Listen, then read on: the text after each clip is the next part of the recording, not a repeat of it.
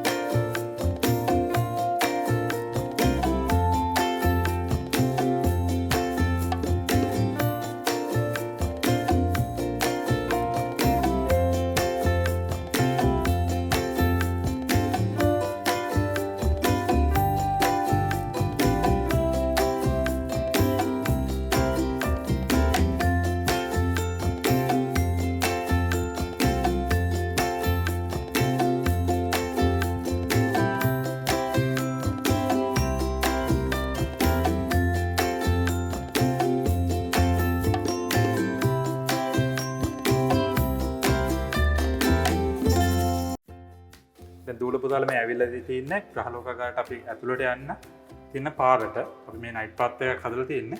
අපි නයිට් පාත් එකේ අපි තියලා තියෙන දැන් පිටින් එන කට්ටියට ඒ කියන්නේ ඔයගොල්ලෝගේ පොඩි බබා ළමයින්ට බලන්න පුළුවන් සහ ඒ කියන්නේ දැනුම ලබා ගන්න පුළුවන් විදිහට එක එක මොඩල්ස්. ඒ කියන්නේ මේ සෞරග්‍රහ මණ්ඩලයේ මොඩල් එකක් තියෙනවා.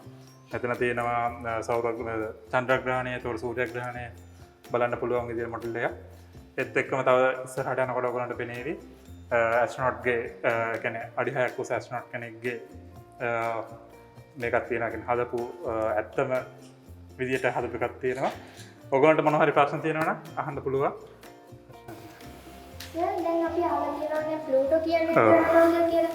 ඇයි ඒක අපිට මේක ප්ලූටෝ කියන්නේ දැන් ග්‍රහලෝකයක් නෙවෙයි. 2006 වෙනකන් අපි ප්ලූටෝ ග්‍රහලෝකයක් විදිහට තමයි ගත්තේ.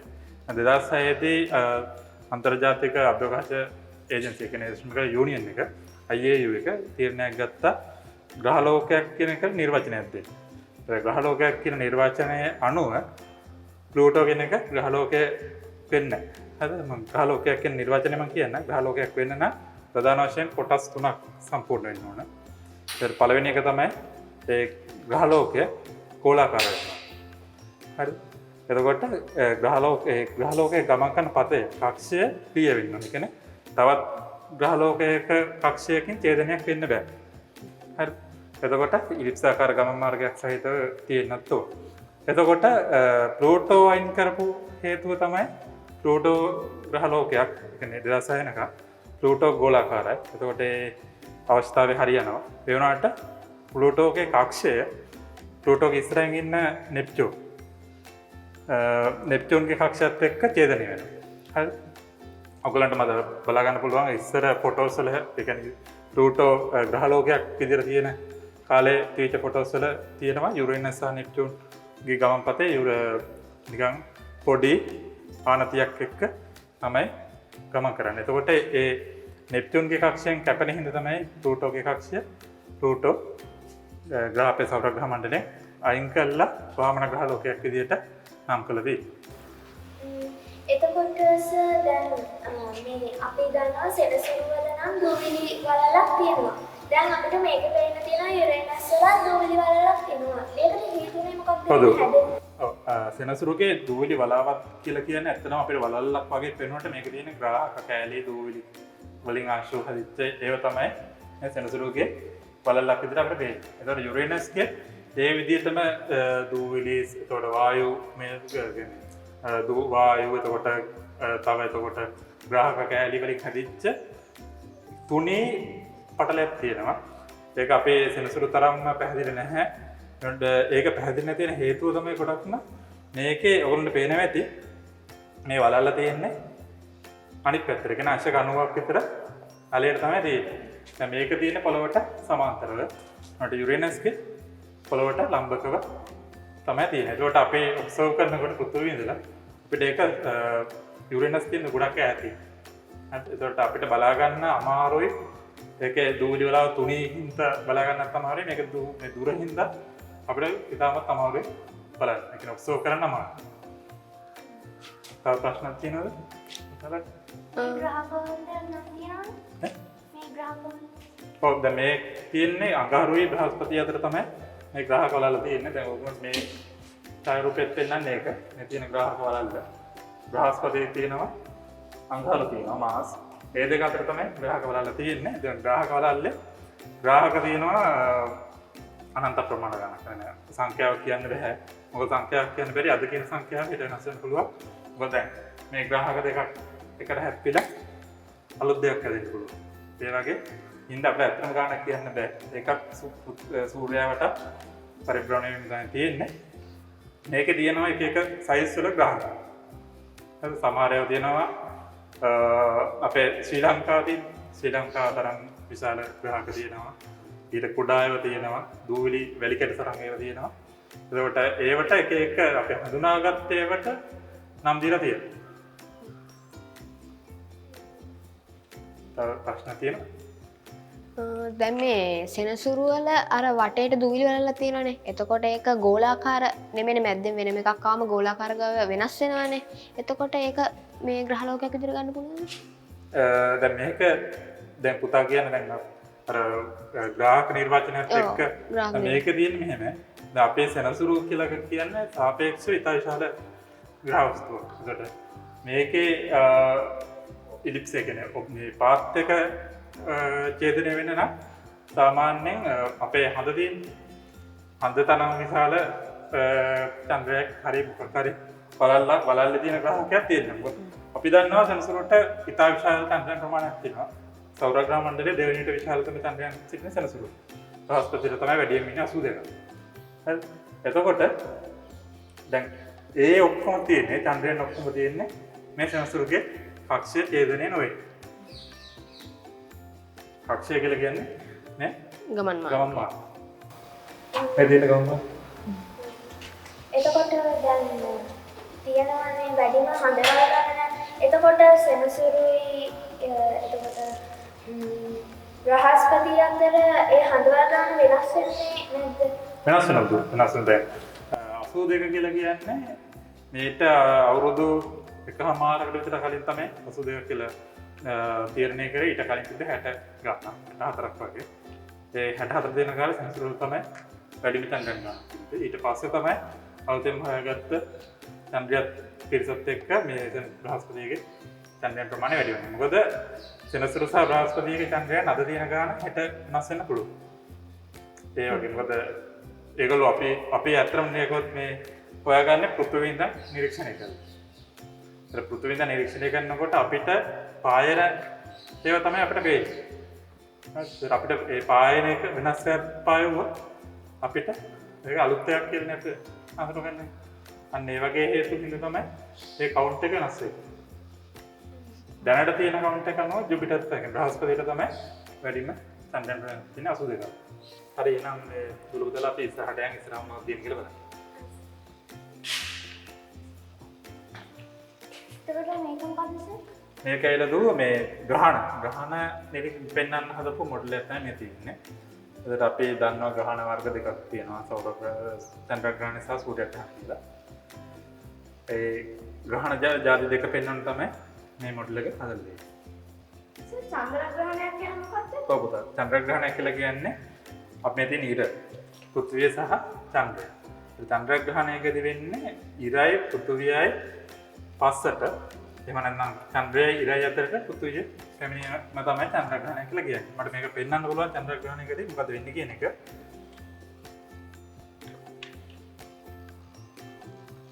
හරි. මෙන්න මේ අවස්ථාවේ තියෙන චන්ද්‍රග්‍රහණය. ඉර තියෙනවා, පෘථිවිය තියෙනවා, චන්ද්‍රය තියෙනවා. මේ තුන ඒකරේ කියන්න එක ඉරක් යා කල්ලා තියෙන විදිහට තමයි තියෙන්නේ. එතකොට පෘථිවියේ හෙවණැල්ල චන්ද්‍රයා මතට වැටුණ පස්ස තමයි චන්ද්‍රග්‍රහණයක් එන්නේ. ඒක චන්ද්‍රග්‍රහණයක් ඇති වෙන්නේ මොන පොය දවසට කියලාද හිතන්න. අමාවකද පුරපසලස්ස පොය. නෑ. චන්ද්‍රග්‍රහණයක් ඇති වෙන්නේ නම් පුරපසලස්සක පොය දවස. දැන් ඔයගොල්ලන්ට දැකලා ඇති පොය දවසක චන්ද්‍රග්‍රහණයක් තියෙන දවසට හඳ හොඳට පේනවා. හඳ රතු පාටට තැඹිලි පාටට පේනවා. හරි.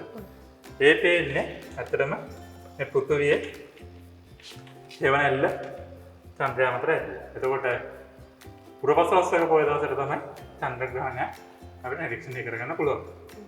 හරි. එතකොට දැන් හඳට එළිය වැටෙන්නේ ඉරුගෙන්නේ. ඔව්. එතකොට දැන් පෘථිවියෙන් හඳ ආවරණය වුණාම එතකොට හඳට කොහොමද එළිය යන්නේ? මොකද හොඳ ප්‍රශ්නයක් කියලා දැන් අපි දැන් මේ වගේ අවස්ථාවකදී දැන් අපිට චන්ද්‍රය පේන්න නම් චන්ද්‍රයට ආලෝකය නිකුත් කරන්න බෑ. තරුවක් නෙවෙයි. චන්ද්‍රය අපිට පේන්නේ ඉරෙන් එන එළිය චන්ද්‍රයාගේ වැදිලා ඒක පරාවර්තනය වෙලා තමයි පෘථිවියෙන් අපිට පේන්නේ. හරි. දැන් අපි චන්ද්‍රග්‍රහණයකදී මේ වගේ අවස්ථාවක තමයි චන්ද්‍රග්‍රහණයක් වෙන්නේ. චන්ද්‍රග්‍රහණයකදී ඉර තියෙනවා. ඉරට මුහුණ දාලා තියෙන්නේ පෘථිවිය. හරි. දැන් පෘථිවිය මේ පැත්තට දවා. හරි. දැන් මේ පැත්ත රාත්‍රී. දැන් රාත්‍රී කාලේදී මොකද වෙන්නේ?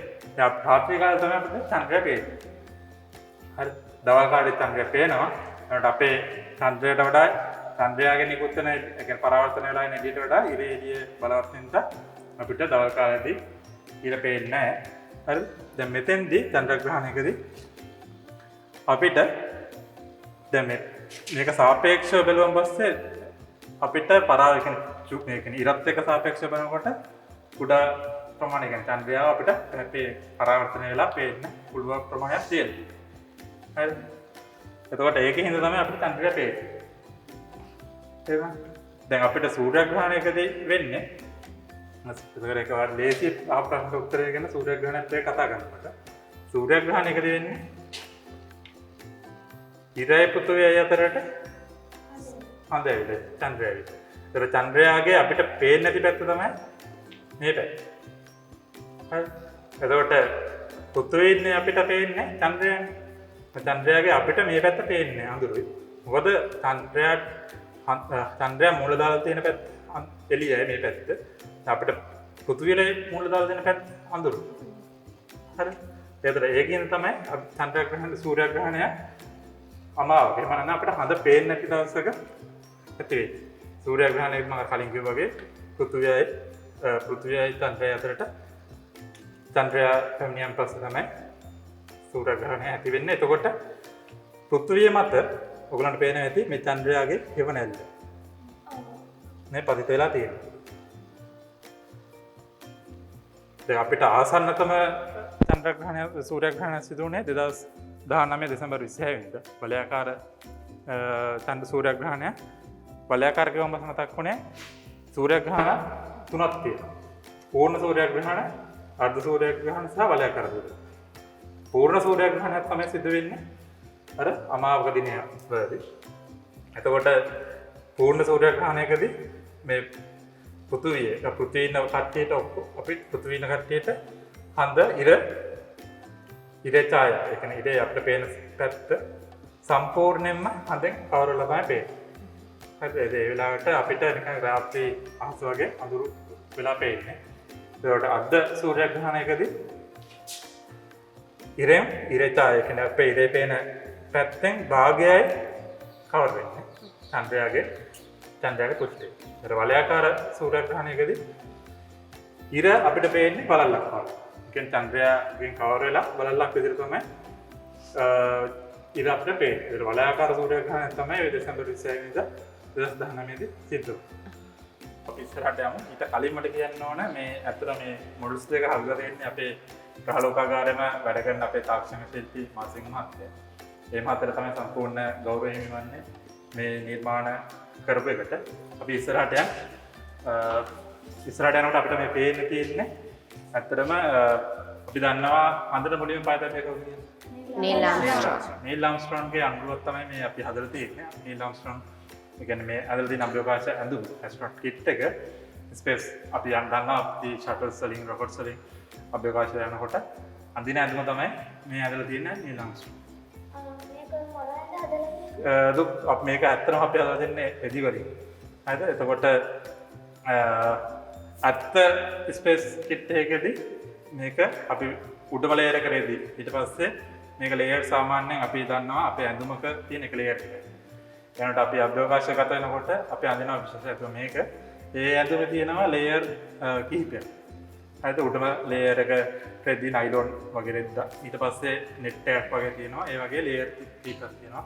ඇත්තට මේ ලේයර් තියෙන්නේ අපි දන්නවා අභ්‍යවකාශ කියලා කියන්නේ එක එක විකිරණ වලින් සමන්විත එහෙම නැත්නම් ඔය පාෂාණ ග්‍රාහක පොඩි ග්‍රාහක කැලි තියෙනවා. ඒ වගේ දේවල් වලින් අපි ආරක්ෂා වෙන්න තමයි මේ ඇඳුම අදින්නේ. ඊට අමතරව ඔක්සිජන් නැහැ. අපි ශ්වසනය කරන්න ඔක්සිජන් ඕන. ඔක්සිජන් නැහැ අභ්‍යවකාශයේ.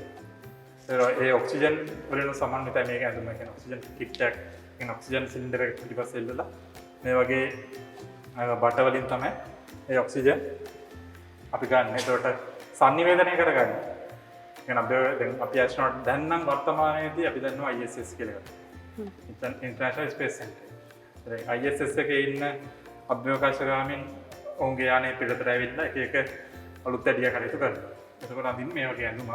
එතකොට ඒගොල්ලන්ට තමන්ගේ මවුල් යානයත් එක්ක කොමියුනිකේට් කරගන්න, සංනිවේදනය කරගන්න අවශ්‍ය සංනිවේදන කටයුතු වලට ඒ කටයුතු තියෙන ඒවා ඒ කියන්නේ උපාංග මේ හෙල්මට් එක ඇතුළේ තියෙනවා. හරි අපි ඉස්සරහට යන තව තියෙන මොඩල්ස්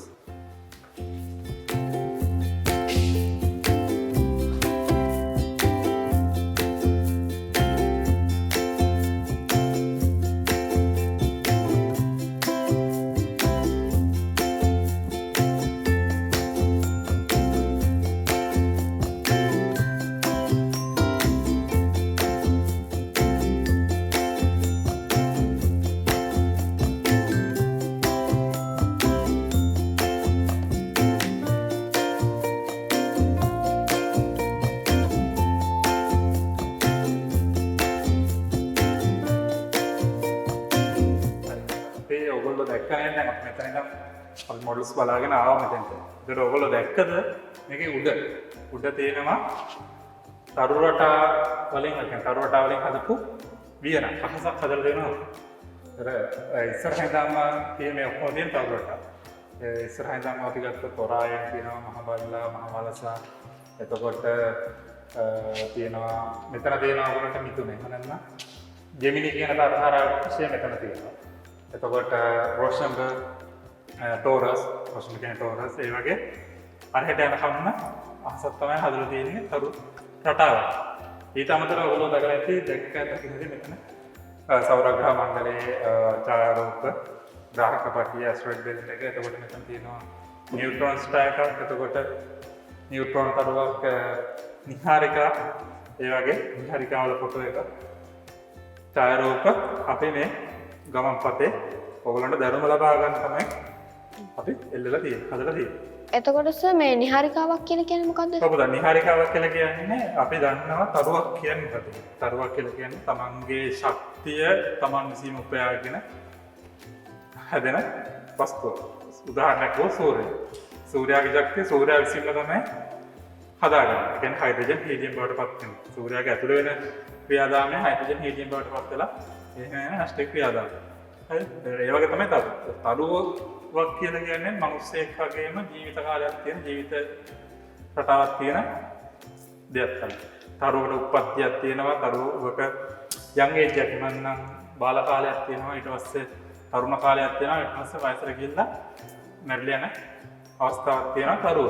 හරි? තරුවක් මැරෙන්න පුළුවන්. තරුවක අවසානය වෙන්න පුළුවන් ක්‍රම කිහිපයක් තියෙනවා. හරි? තරුවක අවසානය සිදු වෙන්න පුළුවන් එක් ක්‍රමයක් තමයි තරුව පිපිරිලා. ඒ කියන්නේ අපි ඒ පිපුරුණන් පස්සේ අපි ඒකට කියනවා සුපර්නෝවා එකක් හරි නෝවා එකක් වගේ වෙලා තරුව පිපිරෙනවා. හරි? ඒ පිපුරුණන් පස්සේ ඒ තරුව අපි දන්නවා තරුව හදලා තියෙන ගොඩම වායු එක වායුන් වලින් සහ දූවිලි සහ පාෂාණ. ඒ විපරීත තරුවේ ඒ ත්‍රිවිධ වායු ඒව තමයි නිහාරිකාවක් වගේ ඒ අවට වායුවේ ඒ කියන්නේ වාතයේ ව්‍යාප්ත වෙලා තියෙන්නේ. يعني ලොකු ස්ථානයක් නෙමෙයි, ඉතා විශාල ප්‍රදේශයක ව්‍යාප්ත වෙලා තියෙනවා. හරි. ඒක තමයි නිහාරිකාව කියලා කියන්නේ. ඇත්තටම නිහාරිකාව වෙන්නේ නිහාරිකාවක තමයි තරුවල උත්පත්තිය සිද්ධ වෙන්නේ.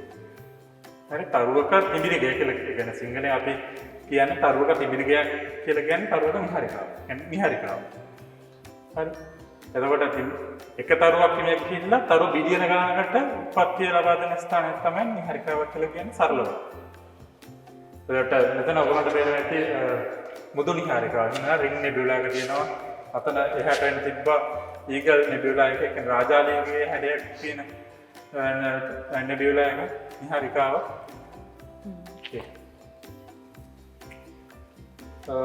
ඊට අමතරව තියෙනවා නම් තා ප්‍රශ්න අහන්න පුළුවන්. මොකට පිටිපස්ස තියෙනවා ඇස්ටරොයිඩ් බෙල්ට් එකේ ඡායාරූපය. බ්‍රහස්පති එතකොට අංගහරුගේ අපි දන්නවා පෘථිවිය අරන් පස්සේ පෘථිවිය තමයි චන්ද්‍රයේ තියෙන පළවෙනි ග්‍රහ ලෝකය. හරිද? සූර්යාගේ සිට එළියට එනකොට. ඊට පස්සේ තියෙන්නේ අංගහරු. අංගහරු චන්ද්‍රයන් දෙදෙනෙක්. ෆෝබෝස් සහ ඩයිමෝස්. ඒ ෆෝබෝස් සහ ඩයිමෝස්ගේ අදපු චිත්‍රයක් තමයි මෙතන ඉල්ලලා තියෙන්නේ. ඒ වගේ සෞර ග්‍රහ මණ්ඩලයේම ඡායාරූප ස්ථානය ඉල්ලලා තියෙනවා. හරි. ඊට අමතරව මගේ ළඟම ඉන්නම යාළුවෝ ඒලියන් මොඩල් එකක්. මේ තියෙන්නේ පිටසක්වල ජීවියෙක්ගේ අණුරුවක්. අපි පිටසක්වල ජීවිය මේ වගේ එකකට හිතාගෙන හදපු අණුරුවක් තමයි මේක.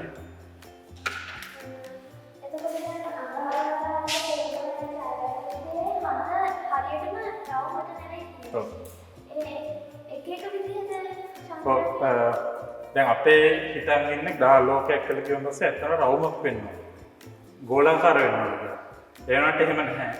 එතකොට දැන් අපි දන්නවා ග්‍රහ කලවල තියෙන ග්‍රහක විවිධාකාර වූ හැඩ තියෙනවා. ඒ වගේ හැඩයක් කියන්නේ බිත්තර වගේ අර්ථාපල ගෙඩියක් වගේ දේවල් තමයි ග්‍රහක කලවල තියෙන්නේ. එතකොට අපි දන්නවා මම කලින් කිව්වා අංගහරු තියෙන්නේ චන්ද්‍රයන් දෙදෙන ෆෝබෝස් ඩයිමෝස්. ෆෝබෝස් කියන්නේ බය සහ BT කියන ඒ නම් දෙක තමයි ෆෝබෝස් ඩයිමෝස් කියලා කියන්නේ. එතකොට චන්ද්‍රයන් දෙදෙන අංගහරුගේ අපේ පෘථිවියේ තියෙන චන්ද්‍රය වගේ ගෝලාකාර නැහැ. ඒ කියන්නේ ඉර්ගියුලර් ෂේප් එකක් තියෙන. ඒ කියන්නේ අක්‍රමවත් හැඩයක් තියෙන්නේ. ඒකට හේතුව සෞර ග්‍රහ මණ්ඩලයේ උපදීදීම ඇතිවෙච්ච හේතුවක් තමයි. ඒ කියන්නේ ග්‍රහයකට හැප්පිලා අංගහරුගේ තියෙන ඒ පොඩි ගුරුත්වයෙන් හින්දා ඒ ළඟින් ගිය ග්‍රහක තමන් වටේ කරගෙන අරගෙන එහෙම ඊට පස්සේ තව කාලයක් යනකොට තව ග්‍රහක හැපිලා ඒකට ඒ ග්‍රහක පිටින්ද කැලි කැඩිලා ගිහිල්ලා ඉහි වගේ කතාවක් තමයි ඒ කියන්නේ අක්‍රමවත් දෙයට හේතු වෙන්නේ. අපි ඊළඟට බලන්න යන්නේ මොකක්ද? හවුද අපි ඊළඟට යන්න තියෙන්නේ අපේ ප්‍රධාන දේශනේ තියෙන මෙතන ඇතුලේ. අපි මේකට ඩෝම් එක කියලා තමයි කියන්නේ ශ්‍රී ලංකා ග්‍රහ ලෝකාගාරයේ ප්‍රධාන ස්ථානය. අපි ඒකට තමයි ඊළඟට අපි යන්න තියෙන්නේ බලන්න. ඒත් අපිට ඒක ඇතුළට ගියන් පස්සේ ඔයගලන්ට පුළුවන් ග්‍රහ ලෝකාගාර දර්ශන බලන්න දර්ශනය සහ ඇතුලේ තියෙන ප්‍රොජෙක්ටර්ස් එනනම් ප්‍රක්ෂේපණ යන්ත්‍ර ගැන වැඩි විස්තරයක් ඔයගලන්ට ඇතුලේදී ලබා ගන්න පුළුවන්.